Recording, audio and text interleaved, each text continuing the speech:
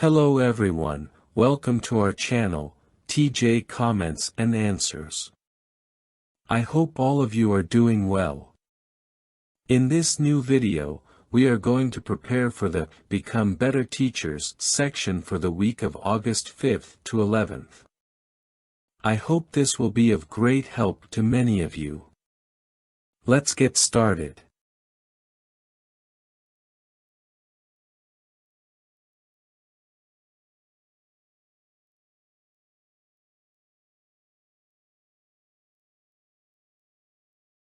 Alright, let's begin with, start conversations. From house to house. Good morning, how are you today? Good morning, I am well, thank you. How can I help you? I'm glad to hear that. My name is, your name, and I am one of Jehovah's Witnesses. Today we are sharing a message of hope based on the Bible. Have you ever wondered if there will be an end to all the suffering in the world?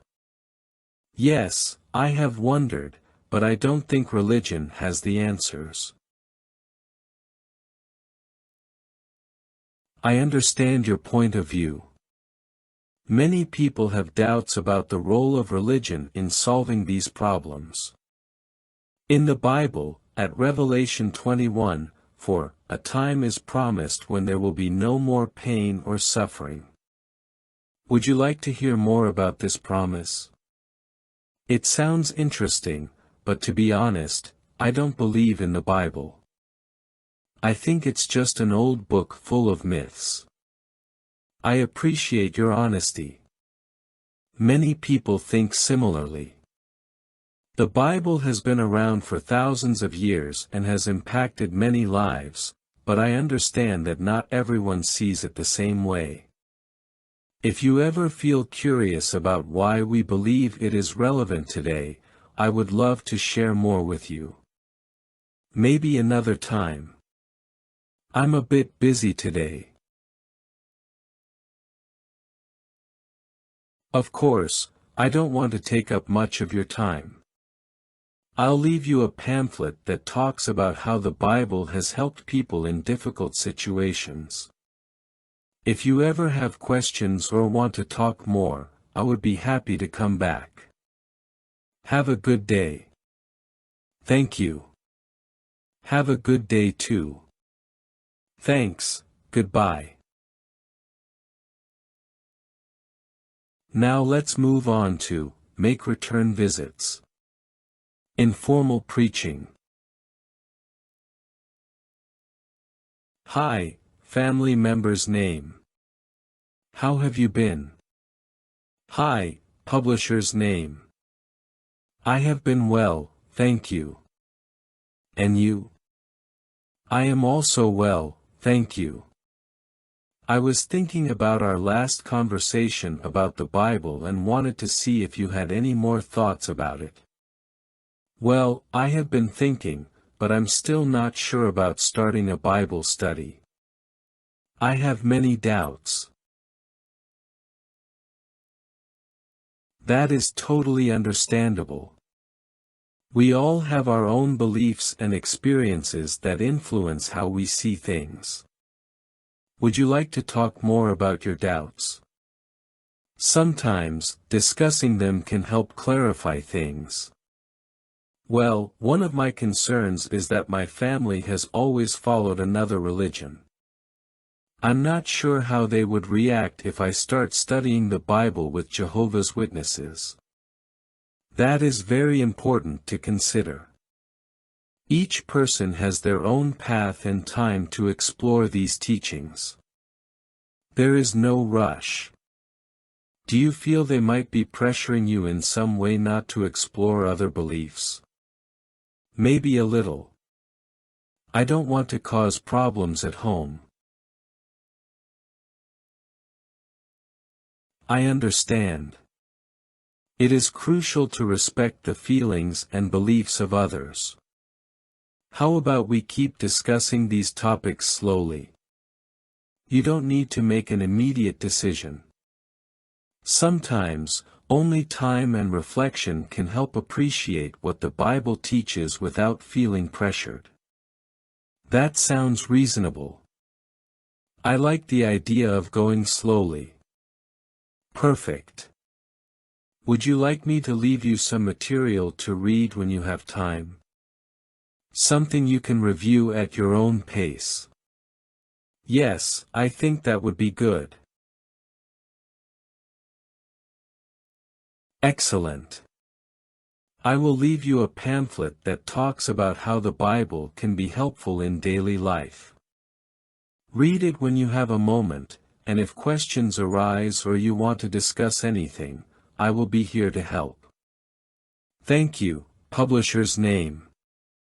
I appreciate it. You're welcome.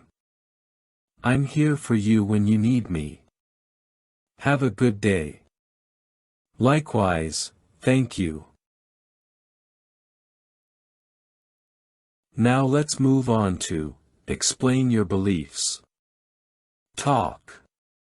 Title: Why have Jehovah's Witnesses changed some of their beliefs? Let's imagine we are walking in a forest at dawn. At first, everything is dark, and we cannot see clearly. But as the sun starts to rise, the light becomes brighter, and gradually, we start to distinguish the trees, paths, and all the details around us. This process is gradual and takes time. Similarly, our beliefs and understandings of the Bible have changed and adjusted over time. This is because our beliefs are based solely on what the Bible says. And as we understand it better, we modify what we believe. The words of Proverbs 4:18 help us understand why it is necessary to make these changes. Let's see what it says. But the path of the righteous is like the morning sun, shining ever brighter till the full light of day. This verse teaches us that just as the morning light gradually reveals the details of the landscape, God gradually reveals the truth to His servants at the right time. Therefore, we should not be surprised or worried about these changes. Let's look at 3 examples of some servants in the past who also had wrong ideas and expectations and needed to change their thinking. One example is when Moses offered to liberate the Israelites 40 years before God's appointed time. Although he had good intentions, it was not the right time according to Jehovah's plan. A second example is when the apostles did not understand the prophecy that the Messiah would have to die and be resurrected. However, Peter tried to dissuade Jesus from following the path that led to his sacrifice because he did not fully understand Isaiah's prophecy at that time. And finally, another example is when some early Christians were wrong about the timing of the Day of Jehovah. However, Paul warned them not to be disturbed or alarmed because the Lord's day had not yet come. These examples show us that, over time, God corrected the way His servants thought in the past. And He does the same with us today. The Bible predicted that God would accelerate this process during the time of the end, as mentioned in Daniel 12:4. Let's read it.